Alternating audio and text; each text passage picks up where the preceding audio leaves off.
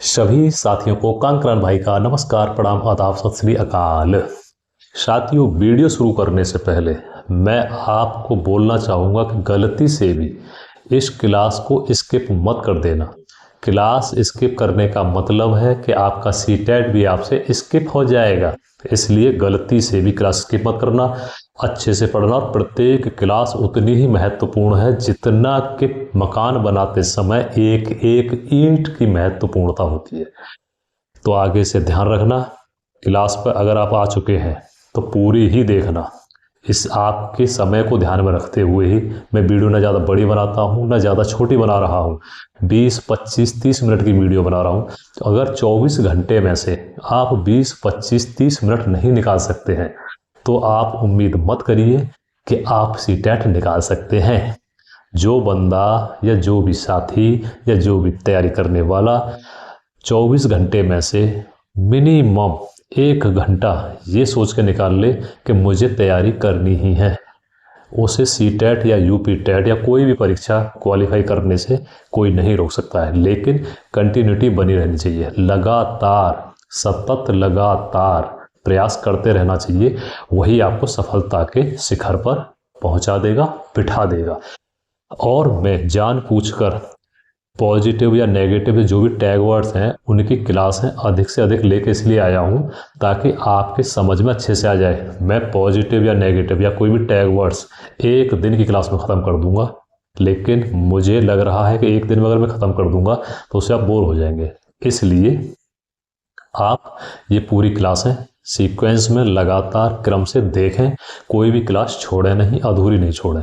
अच्छा, इसी के साथ अगर आप मेरे चैनल पर या वीडियो पर नए हैं तो मेरे वीडियो को लाइक, शेयर एंड सब्सक्राइब करने के साथ ही एक कमेंट भी किया करें ताकि मुझे पता चले कि मैं क्या गलतियां कर रहा हूं, क्या सही कर रहा हूं। देखिए, व्हाइट बोर्ड छोटा है, कोशिश कर रहा हूं। कुछ हमारे साथियों की शिकायत थी कि इस पर साफ नहीं दिखता है, तो मैंने थोड़ा बड़ा लिखने का प्रयास किया है और आगे से कुछ दिन बाद मैं ये यहाँ से बोर्ड हटा के बड़ा बोर्ड, ग्रीन बोर्ड या कोई भी बोर्ड लगाने का प्रयास करूंगा ताकि क्लास आपको अच्छे से साफ और स्पष्ट दिखे और मेरी वॉइस जो है ये भी आपको अच्छे से आए।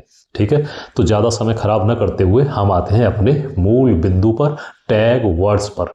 तो हमने कल ली थी नेगेटिव टैग वर्ड्स की क्लास। आज हम पुनः क्लास लेकर आए हैं पॉजिटिव टैग वर्ड की, और ये पॉजिटिव टैग वर्ड की आपकी दूसरी क्लास है। ठीक है, तो हम शुरू करते हैं आज की पॉजिटिव टैग वर्ड की दूसरी क्लास। तो देखिए, कुल मिला के आज की तीसरी क्लास है ये। आज की तीसरी क्लास है सीटेट 2025-26 टैग वर्ड्स 3 नवंबर 2025। ठीक है, तो अब देखिए, हम इससे पहले जो जिन पॉजिटिव टैग वर्ड्स पर चर्चा कर चुके हैं आप उन्हें पिछले वीडियो में जाके अच्छे से समझ सकते हैं, देख सकते हैं, और इसका स्क्रीनशॉट अवश्य ले लिया करें जिससे कि आपको भविष्य में कोई दिक्कत ना आए नोट्स बनाने में या समझने में या याद करने में। तो साथियों, हम चलते हैं अब अपने मुख्य बिंदु पॉजिटिव टैग वर्ड्स की तरफ। देखिए, पॉजिटिव टैग वर्ड्स में पहला आज का हमारा टैग वर्ड है व्यवहारिक कुशलता, प्रैक्टिकल स्किल्स। अब व्यावहारिक कुशलता क्या होती है भाई? देखिए, अब मेरा व्यवहार आपको कैसा लग रहा है? अच्छा लग रहा है तो आप मुझे लाइक करेंगे। मेरा व्यवहार आपको अच्छा नहीं लग रहा है तो आप चले जाएंगे, कल्टी मार लेंगे, मुझसे दूरी बना लेंगे। तो कुल मिला के ये है, व्यवहार जो है हमारी जो व्यावहारिक कुशलता है, यानी हमारा जो व्यवहारिक स्किल है, वो इतना समृद्ध, इतना आकर्षक, इतना अपनापन महसूस किए हुए होना चाहिए कि सामने वाला आपके प्रति आकर्षित हो जाए, आपके प्रति आकर्षित हो जाए या बच्चा आपके प्रति आकर्षित हो जाए, जो भी है। ठीक है, तो इसका मतलब है व्यवहारिक कुशलता का मतलब है आपका सीधा सीधा किसी भी परिस्थिति में, किसी भी परिस्थिति में कुशलता के साथ बातचीत करना, किसी भी परिस्थिति में कुशलता के साथ बातचीत करना, या कहें तो तालमेल बिठाना, कुशलता के साथ बातचीत करना या तालमेल बिठाना ही आपके व्यवहार को दर्शाती है। और यही तालमेल और यही बातचीत करने की जो कुशलता है, यही आपके व्यावहारिक कुशलता को दर्शाती है। तो व्यावहारिक कुशलता जहां भी प्रश्न में या प्रश्न के विकल्पों में, उत्तर के विकल्पों में देखने के लिए आपको मिल जाए, तो समझ जाना कि ये पॉजिटिव टैग वर्ड है और हमें इसका जो उत्तर देना होगा वो पॉजिटिव टैग वर्ड के हिसाब से ही देना होगा। ठीक है, तो मैं आशा करता हूं कि व्यवहारिक कुशलता के बारे में आप समझ गए होंगे। जितने हम कुशल होंगे व्यवहार करने में दूसरों के प्रति, उतने ही हमको लोग पसंद करेंगे, लाइक करेंगे। ठीक, तो हम चलते हैं अपने अगले आज के पॉजिटिव टैग वर्ड पर। तो अगला पॉजिटिव टैग वर्ड है आपका लोकतांत्रिक या प्रजातांत्रिक व्यवस्था, जिसको अंग्रेजी में कहते हैं डेमोक्रेटिक। देखिए, अब शासन के दृष्टिकोण से अगर हम देखें तो शासन के दृष्टिकोण से क्या होता है, ये एक ऐसी व्यवस्था है जिसमें जनता के द्वारा जनता का ही शासन जनता के लिए होता है। उसी को हम जो है प्रजातांत्रिक व्यवस्था या लोकतांत्रिक व्यवस्था कहते हैं। तो इसमें प्रत्येक व्यक्ति महत्वपूर्ण होता है और प्रत्येक व्यक्ति की भूमिका महत्वपूर्ण होती है, चाहे वो मतदाता वोटर है, चाहे वो शासक है, चाहे वो मंत्री मिनिस्टर एमएलए विधायक है, जो भी है। तो सभी जनता मिलकर अपना एक प्रतिनिधि चुनती है और वो प्रतिनिधि जनता का प्रतिनिधित्व करता है शासन चलाने में। तो जनता का शासन जनता के द्वारा जनता के लिए ही आपका लोकतांत्रिक या प्रजातांत्रिक व्यवस्था कहलाती है। ठीक उसी व्यवस्था को हमें अपनी कक्षा में, क्लास रूम में या स्कूल में या विद्यालय कहें तो ये व्यवस्था वहाँ भी हमें बनाए रखनी होनी चाहिए। तो उसमें क्या होगा कि अब देखो, चाइल्ड सेंटर्ड एजुकेशन सिस्टम है, यानी कि बाल केंद्रित शिक्षा व्यवस्था है। तो बाल केंद्रित शिक्षा व्यवस्था में क्या नियम है कि बच्चों की शिक्षा बच्चों के द्वारा बच्चों के लिए ही होनी चाहिए। समझ गए ना? और उसमें एक शिक्षक जो है केवल फैसिलिटेटर है, यानी सुगम करता है। जहां भी बच्चे के सामने कोई भी समस्या उत्पन्न हो रही है, क्रिएट हो रही है, उसे आपको सॉर्ट आउट करना है बिना ऐसा आभास कराए कि आपके लिए मैं ये काम कर रहा हूं या मैं इस काम को करने में बोझ महसूस कर रहा हूं।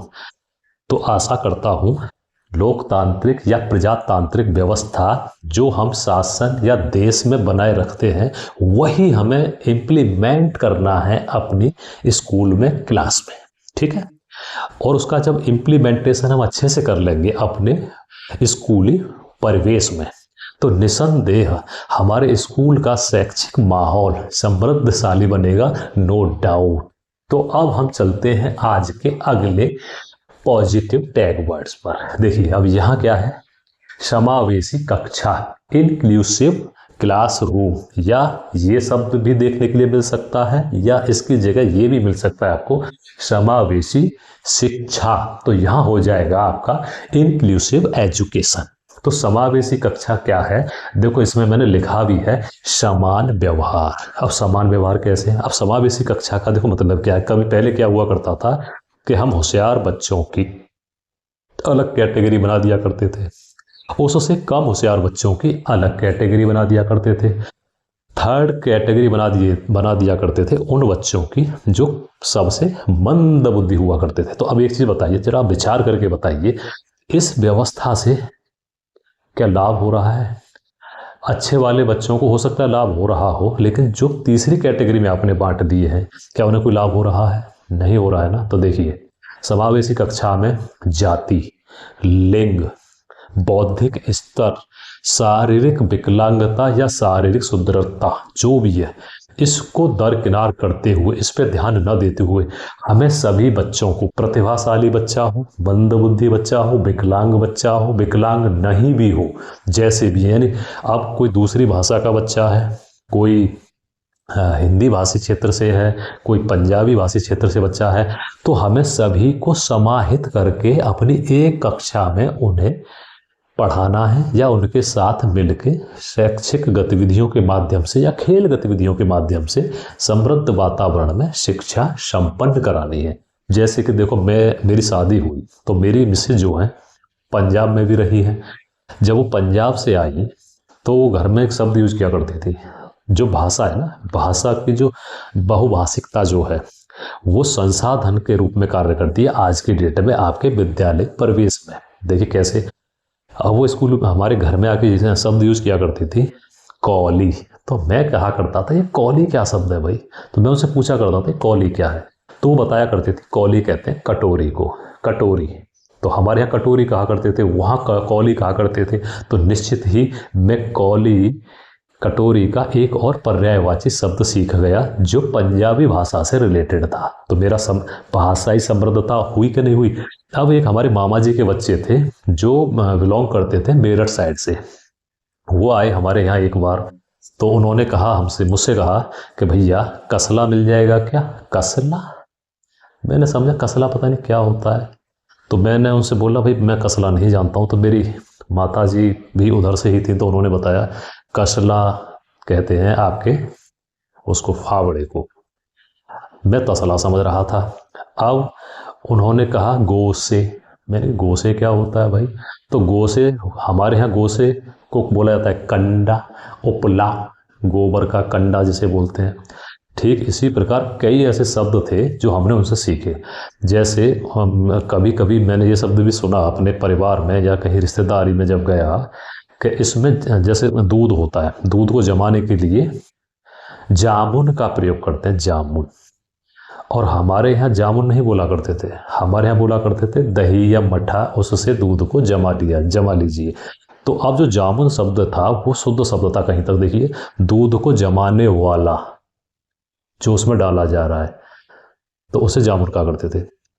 कुछ जगह मैंने उसको बीछन भी सुना है, बीछन। तो कुल मिला के मेरा कहने का उद्देश्य यही है, इन शब्दों से हमें जो है भाषाई समृद्धता मिलती है और हम हमारा जो वो शब्द भंडार है वो भी बढ़ता है। तो समावेशी कक्षा में जब हम अन्य भाषाओं के बच्चों को समाहित करके पढ़ाएंगे तो उनका भाषाई समृद्धता बढ़ेगी।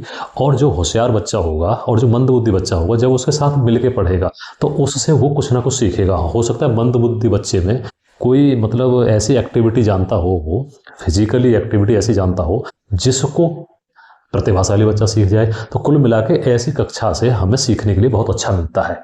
तो अब आशा करता हूँ आप ये चीज़ समझ गए होंगे, इंक्लूसिव एजुकेशन जो भी है। इसी के साथ हम चलते हैं अपने अगले पॉजिटिव टैग वर्ड की तरफ, सकारात्मक टैग वर्ड की तरफ। तो देखिए आपको कहीं भी दृश्य और श्रव्य सामग्री या ऑडियो विजुअल एड्स देखने के लिए ये शब्द मिल जाए, ये पॉजिटिव टैग वर्ड होता है। ये होता कैसे, अब देखिए हम अपनी कक्षा में श्रव्य दृश्य सामग्री का अगर प्रयोग कर रहे हैं तो निसंदेह बच्चा अच्छे से सीखेगा। अब श्रव्य दृश्य सामग्री जैसे प्रोजेक्टर है, टेलीविजन है, या कोई भी गतिविधि हम करके उसे दिखा रहे हैं, या कठपुतली का कोई ऐसा कोई कार्यक्रम है बच्चे को दिखाया जा रहा है तो वो देख रहा है ना, देख कर वो सीख रहा है। तो श्रव्य दृश्य सामग्री जो है ये TLM के रूप में यूज की जाती है और ये बहुत ही मजबूत या कहें समृद्धशाली पॉजिटिव टैग वर्ड है। ये आपको जहां भी दोनों शब्द देखने के लिए मिल जाए ये पॉजिटिव टैग वर्ड है, धड़ाके से उसको आंसर को दे दीजिए। अब एक अगला है श्रव्य सामग्री। श्रव्य बोले तो सुनने वाली सामग्री, दृश्य सामग्री बोले तो देखने वाली सामग्री, जिसमें टेलीविजन, प्रोजेक्टर है, कठपुतली का है, कोई भी नाटक है, मंचन हो रहा है, जैसे भी है। अब श्रव्य में क्या आएगा, जैसे आपका रेडियो है या कोई ऐसा मतलब इंस्ट्रूमेंट है आपका जो सुनने से ही आपको उसको समझ में आ रहा है। रेडियो है या मोबाइल पर कोई ऐसा कोई एक कविता चल रही है या कोई ऐसी गतिविधि चल रही है कि आप उसे केवल सुन सकते हैं, देख नहीं सकते। तो श्रव्य सामग्री भी अलग होती है और दृश्य सामग्री भी अलग होती है। कुछ सामग्रियां ऐसी होती हैं जो श्रव्य दृश्य दोनों में ही, दोनों कैटेगरी में आती हैं। जिस प्रकार देखिए टेलीविजन है, आप उसे देख भी रहे हैं और आप उसे सुन भी रहे हैं। तो इसमें प्रश्न बन गया आपका श्रव्य दृश्य सामग्री इनमें से कौन सी है। तो श्रव्य दृश्य सामग्री जिसको हम सुन भी रहे हैं और देख भी रहे हैं वो हो गया आपका टेलीविजन। आप केवल पूछा जाए आपसे श्रव्य सामग्री, केवल श्रव्य सामग्री, तो श्रव्य सामग्री के तहत जो आपका रेडियो आ जाएगा, रेडियो, टेप रिकॉर्डर आ जाएगा। और केवल दृश्य सामग्री के बारे में पूछा जाए, केवल दृश्य सामग्री, तो आपके चित्र चार्ट हो गए या कोई भी मॉडल हो गया या कोई भी सिंबल हो गया, तो ये आपके सारे पॉजिटिव टैग वर्ड में आते हैं। तो श्रव्य सामग्री और दृश्य सामग्री अलग अलग भी होती है और एक साथ भी होती है। तो ये इनसे बहुत प्रश्न बनते हैं, यूपी टेट हो या सीटेट हो। सॉरी, सर्दी हो गई है उस वजह से प्रॉब्लम क्रिएट हो रही है मेरे साथ, कोई दिक्कत नहीं। तो अब चलते हैं हम आज के अपने अगले पॉजिटिव टैग वर्ड की तरफ। अगला पॉजिटिव टैग वर्ड है हमारा विभिन्न संदर्भ में भाषा का प्रयोग, डिफरेंट कॉन्टेक्स्ट। ठीक, देखिए विभिन्न संदर्भ क्या है, विभिन्न संदर्भ है यानी हर अलग अलग क्षेत्र में या हर क्षेत्र में या हर जगह या हर स्थान पर विभिन्न संदर्भ में भाषा का प्रयोग। ये शब्द आपको जहाँ भी देखने के लिए मिल जाए ना, जैसे ये प्रश्न भी देखने के लिए मिल सकता है कि क्या हमें विभिन्न संदर्भों में भाषा का प्रयोग करना चाहिए। भाई साहब आंख बंद करके टिक मार देना, पॉजिटिव टैग वर्ड है, उत्तर आपका सही जाएगा। विभिन्न संदर्भों में ये भाषा से रिलेटेड, इंग्लिश हो, हिंदी हो, उर्दू हो, संस्कृत हो, ये जो वाक्य लिखा हुआ है ना, विभिन्न संदर्भ में भाषा का प्रयोग, ये शब्द आपको जहाँ भी देखने के लिए मिल जाए धड़ाके से उड़ा देना, पॉजिटिव टैग वर्ड है। विभिन्न संदर्भ आप समझ ही गए होंगे। संदर्भ बोले तो कॉन्टेक्स्ट, विभिन्न बोले तो भिन्न भिन्न या अलग अलग या हर क्षेत्र में कहीं भी हम भाषा का प्रयोग कर रहे हैं तो विभिन्न क्षेत्रों में विभिन्न संदर्भों में भाषा का प्रयोग हो गया। जैसे गणित में भी हम भाषा का प्रयोग कर रहे हैं, विज्ञान में भी भाषा का प्रयोग कर रहे हैं, खेल गतिविधि में भी हम भाषा का प्रयोग कर रहे हैं, शैक्षिक गतिविधि में भी भाषा का प्रयोग कर रहे हैं, तो विभिन्न संदर्भों में भाषा का प्रयोग कर रहे हैं ना। तो जहाँ भी भाषा का प्रयोग कर रहे हैं भिन्न भिन्न संदर्भों में या विभिन्न संदर्भों में, वो पॉजिटिव टैग वर्ड के अंतर्गत आएगा। डिफरेंट कॉन्टेक्स्ट जो भी है आपका, ये आएगा आपका पॉजिटिव टैग वर्ड के अंतर्गत। ठीक इसी प्रकार इसी से मिलता जुलता इसका भाई है आपका विभिन्न गतिविधियाँ। विभिन्न गतिविधियाँ कहीं भी देखने के लिए मिल जाए कि हमें बच्चे को विभिन्न गतिविधियों के माध्यम से शैक्षिक माहौल देना है, या विभिन्न गतिविधियों के माध्यम से हमें बच्चे को सिखाना है, या विभिन्न खेल गतिविधियों के माध्यम से हमें बच्चे को जो है एजुकेट करना है।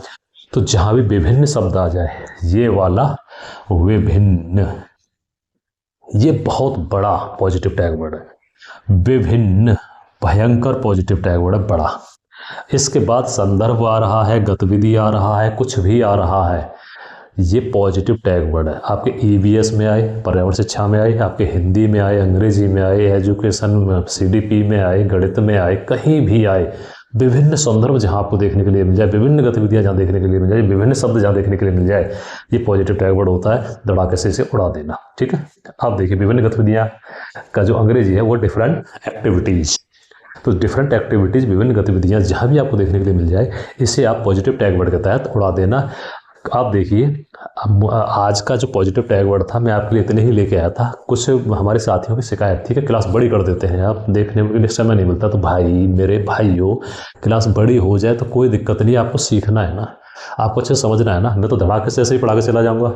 पॉजिटिव टैग वर्ड नंबर 1 व्यावहारिक कुशलता, पॉजिटिव टैग नंबर 2 लोकतांत्रिक प्रजातांत्रिक व्यवस्था, समावेशी कक्षा, समान व्यवहार, दृश्य और श्रव्य सामग्री, विभिन्न संदर्भ में भाषा का प्रयोग, विभिन्न गतिविधियां। तो क्या आप समझ जाएंगे? ये तो आपको किताब में भी लिखा हुआ मिल रहा है ना, लेकिन मान के चलिए इसका जो अर्थ आप जानते हैं वो भी अच्छा है, और हो सकता है कि इनको मैं एक्सप्लेन जो कर रहा हूँ उसके नए नए अर्थ आपको मिल रहे हैं, तो वो भी आपको सपोर्ट करेंगे ना। तो जितना ज़्यादा समृद्धशाली आपका ज्ञान का भंडार होगा, उतने ही अच्छे तरीके से आप प्रश्न का उत्तर खोजने में सक्षम हो जाएंगे, और आपको कोई भी फिर रोक नहीं सकता है उसका सही उत्तर खोजने से। ठीक, तो अब आज का जो हमारा पॉजिटिव टैग वर्ड है वो कंप्लीट लगभग हो चुका है।